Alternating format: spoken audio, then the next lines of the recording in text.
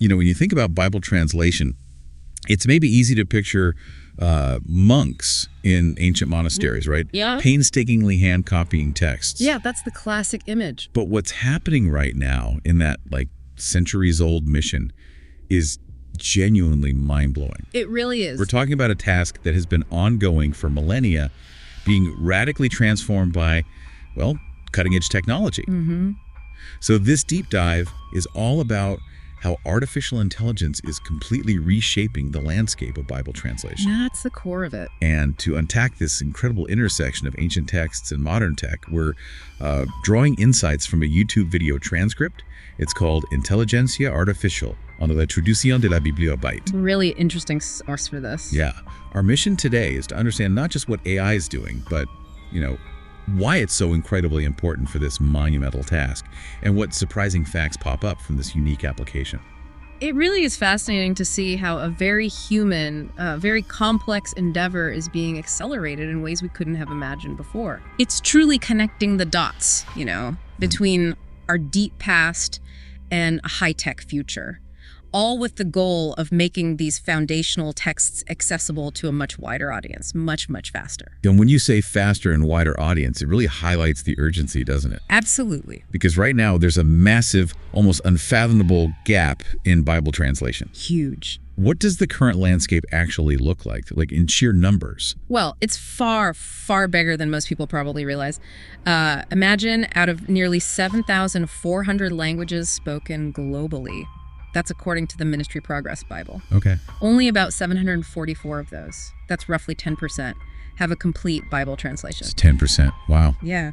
And get this, only 3,700 languages have any portion of Scripture. That could be just a single story, maybe a whole book, but that's it. So hang on, if I'm doing the math right, that means a staggering 90% of languages worldwide lack the complete counsel of God in their own language. That's right, 90%. And about half don't even have a single Bible story. Exactly, 50%. Think about that. If you're in the Western world, maybe you've got dozens of English or Spanish translations to choose from, right? Yeah, tons. But that's simply not the reality for most people around the globe. So what's the practical, human impact of that gap? Why is having these texts in your own language so profoundly important for a believer? Well, it really comes down to a core truth. The people of God have long been known as the people of the book.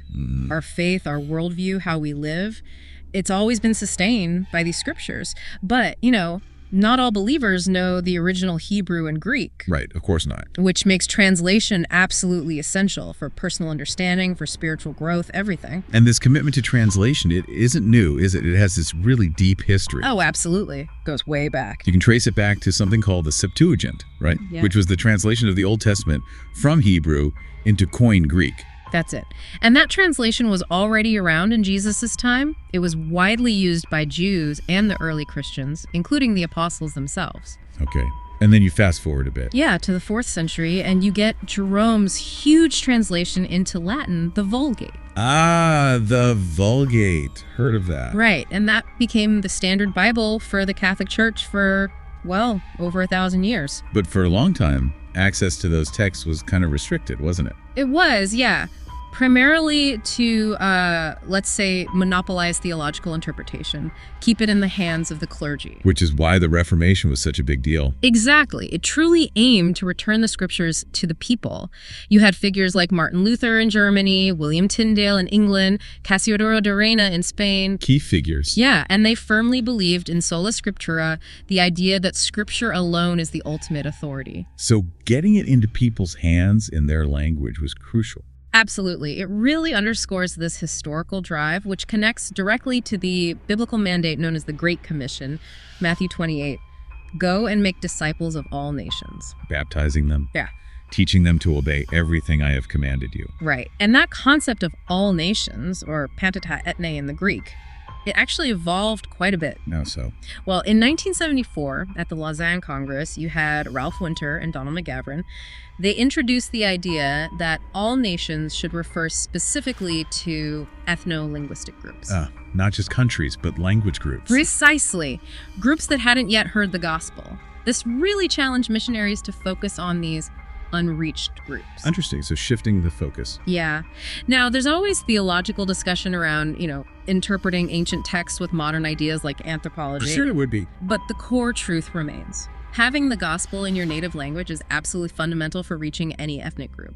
This centuries-long dedication to translation, now facing that huge scale we talked about. That 90% gap. Exactly. It really reflects this deep desire to make these ancient texts accessible globally. And it's precisely that monumental scale, right? The sheer number of languages and groups that makes the entrance of AI into this ancient mission so revolutionary. It's a potential game changer. But let's be really clear. When we talk about AI and Bible translation, my first thought, honestly, is like some kind of super advanced Google Translate. Yeah, that's the common thought. Is that anywhere close to what's actually happening? That's the crucial misconception we need to tackle right away. Tom Bergen, he's the Director of Innovation and MX Lab at the International Mission Board. Okay. He puts it really clearly. He says, we are not talking about introducing the Greek text of the New Testament into a tool like ChatGPT or Google Translate and expecting it to produce a polished translation in any language. Oh, wow. He really stresses that this isn't possible even for languages with tons of resources like English, let alone for these small, low-resource languages. The complexity is just immense. So it's not just a copy-paste job for AI. Yeah. That's genuinely surprising, actually, given how good these models are getting with other types of translation. Right. But Bible translation is different. Nuance, theology, history, culture. It's layers upon layers. Okay, so if it's not this magic machine that just spits out a perfect Bible, how is AI helping? What's it actually doing? Well, it's helping in at least 3 incredibly powerful ways, really changing the game. Okay. The first way, it's dramatically speeding up the process. Speed. Okay, that always sounds good. But, with something as sacred and nuanced as the Bible, are there concerns? Does anything get lost when you speed it up so much, even if humans are doing the final check? That's a really important question, and it's why everyone emphasizes that AI tools are primarily used to create first drafts. Okay. Just the initial pass. Exactly. Human translators then take that draft, refine it, polish it, ensure accuracy and nuance. These AI tools, they're integrated into existing translation software, like Paratext, which translators already use. Yeah. And they're trained specifically on already translated scriptures. What's really beneficial is they're not static. They learn, they keep developing, get more competent the more they're used. So it's not replacing the human translator at all. It's making them, super efficient. That's the perfect way to put it. Dan Winiarczyk, he's a data scientist at SIL, uses a great analogy. Oh, yeah. He says AI acts as a co-pilot. The human translator is the pilot, still in charge, but the AI assists with secondary tasks, like resource searching. What do you mean by resource searching? Well, think about it. Translators are great at translating, right? But they can get stuck on specific terms, like what exactly is an ephod? Right. Like a specific cultural or historical item. Exactly. And historically, finding that out might mean stopping everything, digging through maybe 17 different resource panels or books. It's slow. I can imagine. Breaks the flow. Totally. AI helps streamline that search. It brings the information to the translator, letting the human focus on the actual translation task. That makes sense. And there's a compelling example of this in practice. The Aboda model. Aboda. Yeah, this organization works with native speakers. They translate about 100 key verses and other resources covering different genres, grammar, vocabulary into a specific target language. So they create a kind of seed data set. Precisely. This material then trains the AI tool specifically for that language, allowing it to build complete draft versions of the rest of the Bible. And what's the impact on speed? It's massive. A typical Bible translation process, start to finish, often takes around 23 years. 23 years. Yeah. The Aboda model, they can potentially do it in just 4 years. 4 years? That's incredible. It really is. It's currently being used in 10 language groups, and they're projecting 10 new translations finished by 2027 using this method. Wow. Okay, that's a huge impact on speed. So beyond just making things faster, what's the second major way AI is transforming this field? Right. The second way is by enhancing quality control and suggestions. Quality control. How does that work? Well, Elizabeth Robar, she's the founder and director of Cambridge Digital Bible Research.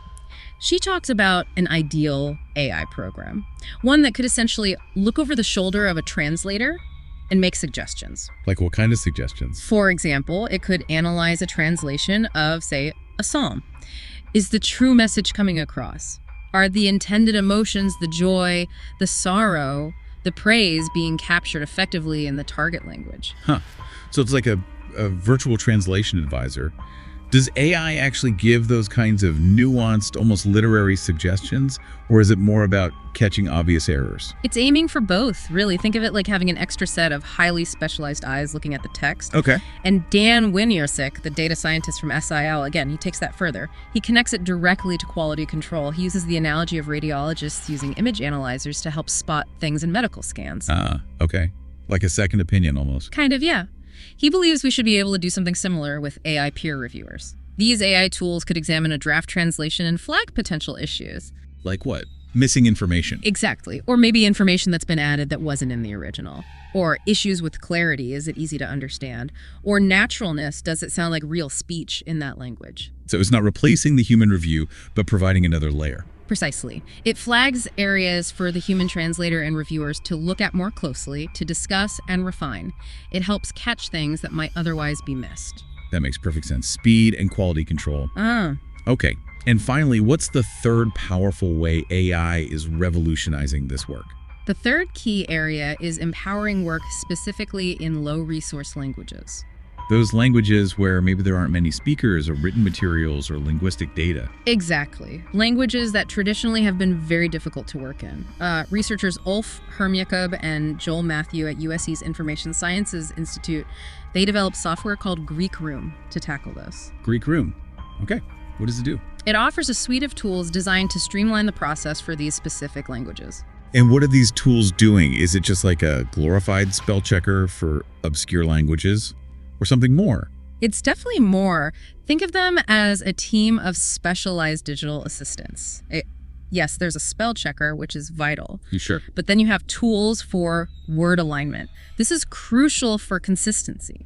It helps ensure that a specific key concept or phrase, say, Son of Man, is translated the same way consistently every single time it appears throughout the entire Bible.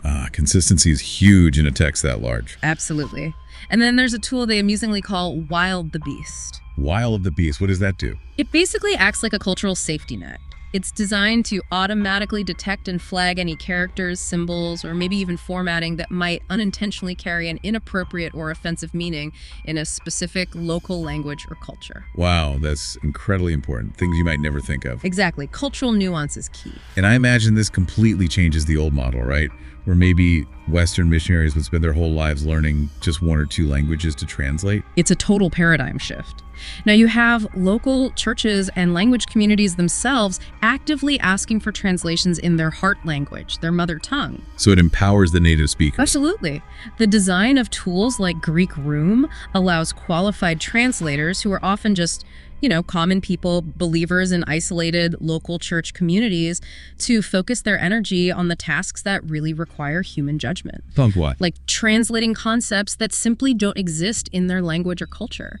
That's where the deep human understanding is irreplaceable. That's where the real aha moments happen for me. It's not just about speed, but about preserving that deep nuance and cultural context. Right. It's fascinating how these tools, instead of removing humanity, seem to be actually bringing more humanity into the process by freeing people up to focus on those really human elements of language and meaning. That's a great way to put it. Joel Matthew, one of the Greek Room researchers, gave a really compelling example of this. Well, yeah. Imagine a community living way up in the mountains. Maybe they live in simple huts or cabins that don't have hinged doors like we think of them. They literally might have no word or concept for a door in their culture. Okay. So what happens then? Well, how do you translate that famous verse from Revelation 3.230, "Here I am, I stand at the door and knock"? Right. If there's no word for door. Exactly. The solution isn't to just make up a word or force a literal translation. Instead, the human translator, understanding the culture, explains the concept. Maybe it's translated as something like, "I am standing at the entrance of your house, asking to be invited in." Capturing the meaning, not just the literal word. Precisely. And tools like AI-powered spell checkers or consistency checkers, they strengthen this whole process. They handle the more technical, tedious parts, freeing up the native speakers to wrestle with these truly subjective, profound cultural and linguistic challenges without getting bogged down. So it really brings up that point again, doesn't it? It does. It really underscores that rather than replacing human translators, AI is clearly augmenting their unique skills. It's allowing them to focus their precious time and energy on the truly complex, nuanced human parts of translation. Okay, so just to recap for you listening, Yeah.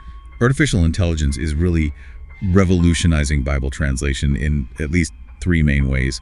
First, it's making the processes much, much faster. Dramatically faster. Second, it's improving the quality of the work through sophisticated suggestions and better quality control checks. Like that AI peer reviewer idea. And third, crucially, it's facilitating work in languages with very few resources or speakers, empowering local communities. Yeah, opening up possibilities that didn't exist before. It's really no surprise that many missionaries and ministers see developing these kinds of tech tools as a major global priority for 21st century evangelistic work. Absolutely. It's seen as vital. And, considering the speed and the precision AI is bringing to this monumental millennial-old task of Bible translation, it does make you wonder, doesn't it? Wonder what? Well, what other areas of human endeavor might be next, particularly those focused on sharing complex or foundational knowledge across cultures? Where else might we see this kind of incredible technological leap?